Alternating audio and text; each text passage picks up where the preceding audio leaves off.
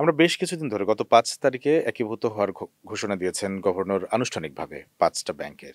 এবং ৬ তারিখ থেকে সেই সব ব্যাংকের পুঁজিবাজারে লেনদেন বন্ধ আছে। কিন্তু বিনিয়োগকারীদের কি হবে সেই বিষয়ে আপনাদের কাছে আসলে পরিষ্কার কি মেসেজ আছে? আমাদের কাছে কোনো পরিষ্কার মেসেজ নেই।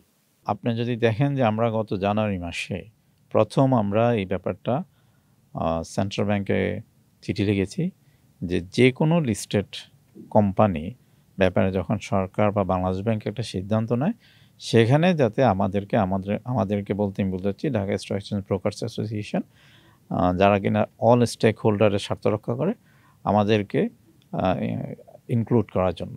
সো দ্যাট আমরা so we can represent the minority shareholders or the ordinary shareholders and the other stakeholders. কারণ আপনি যখন আপনি রেগুলেটর বা আপনি সরকার বা আপনি মিনিস্ট্রি অফ ফাইন্যান্স আপনার একটা ডিসিশন নিচ্ছেন, কিন্তু এখানে অবহেলিত থেকে যাচ্ছে। হ্যাঁ, সবচেয়ে বেশি ডিপ্রাইভ ক্লাস হচ্ছে দ্য মাইনরিটি শেয়ার হোল্ডার্স, যাদের কিনা আপনার কোম্পানিতে অ্যাক্সেস ছিল না কখনই। এখন ধরেন যারা সিদ্ধান্ত নিচ্ছে সেখানেও অ্যাক্সেস নাই। তাদের পক্ষ থেকে আমরা রিপ্রেজেন্ট করতে চেয়েছিলাম, কিন্তু which was not taken into consideration. এবং সময় আমরা সরকারের সাথে এই ব্যাপারটা যখনই সুযোগ পেয়েছি আমরা এই ব্যাপারটা প্রেজেন্ট করার চেষ্টা করেছি যে মাইনরিটি শেয়ার হোল্ডার থেকে কাউকে না কাউকে যাতে ইনক্লুড করা হয়, সো দ্যাট আমাদের সমস্যাটা কি, মানে আমাদের বলতে আমি বোঝাচ্ছি যে সাধারণ বিনিয়োগকারীদের সমস্যাটা কি সেটা আমরা তুলে ধরতে পারবো। এই ব্যাপারটা হয়নি আনফরচুনেটলি।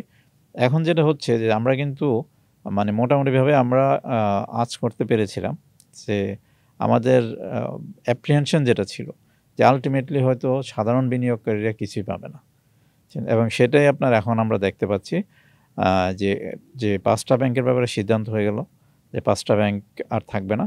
বারবার আমি বলছি যে আমরা এটা বলতে চাই না যে এটা মার্জ, কারণ যখনই আপনার মার্জ হবে তখন শেয়ার হোল্ডাররা কোনো না কোনো ফর্মে কিছু পাবে।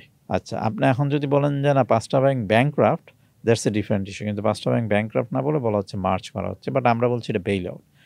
The 5টা ব্যাংকের sustainability was more or less not there. Existence was difficult or impossible because আপনার যে ক্যাশ ক্রাঞ্চ ছিল, ডিপোজিটারদের যে ডিমান্ড ছিল, রিকোয়ারমেন্ট ছিল, সেগুলো মিট আপ করা যাচ্ছিল না। এবং অ্যাট দ্য সেম টাইম যে এনপিএল 90 মানে there are few banks যেখানে 90% or more than 90% এনপিএল। তো সেখানে কোনো ব্যাংক পৃথিবীতে কোথাও এক্সিস্ট করে না। মানে which was the right decision taken by the government. So the government bailed them out. হ্যাঁ, এটাতে আমরা পূর্ণ সমর্থন দিচ্ছি। কিন্তু ব্যাপারটা হচ্ছে যে বিনিয়োগকারীদের ব্যাপারে তো গত ১ বছর ধরে এই প্রসেসটা হচ্ছে, কিন্তু বিনিয়োগকারীদেরকে কোনো ইন্ডিকেশন দেওয়া হয়নি।